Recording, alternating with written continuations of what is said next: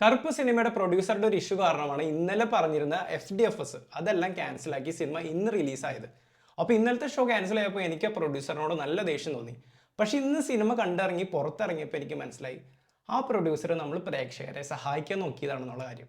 ഈ സിനിമ കണ്ടു കഴിഞ്ഞിട്ട് എനിക്ക് ആകെ പറയാനുള്ളത് ഇന്ദ്രൻ ചേട്ടൻ്റെ കുറച്ച് അടിപൊളി മൊമെന്റ്സ് ഉള്ള പെർഫോമൻസ്, സൂര്യയുടെ കുറച്ച് fancy dress, Leo, Kantara, Jai Bhim എന്നീ സിനിമകളുടെ കുറച്ച് റെഫറൻസ് ഉള്ള കുറച്ച് കോമഡി മൊമെന്റ്സ്, തെക്കോട്ട് ലിപ്പും വടക്കോട്ട് ഡബ്ബിങ്ങും പോകുന്ന തൃഷയുടെ ഒരു വൃത്തിയായിട്ട പെർഫോമൻസ്, സ്പൂഫ് എന്ന് പറഞ്ഞ് എന്ത് കോപ്രായം കാണിച്ചാലും നമ്മൾ കൈയടിക്കണം, നോ ലോജിക് ഒള്ളി മാഡ്നസ് എന്ന് പറഞ്ഞാൽ നമ്മൾ പടം വിജയിപ്പിക്കണം എന്നുള്ള ചിന്ത കൊണ്ടുണ്ടായ ഈ സിനിമ കണ്ടിട്ട് കാർത്തി പറഞ്ഞത് സൂര്യണ്ണന്റെ പെർഫോമൻസ് കണ്ടിട്ട് ബാഹുബലിനെ ഓർമ്മ വന്നു എന്നുള്ളതാണ്.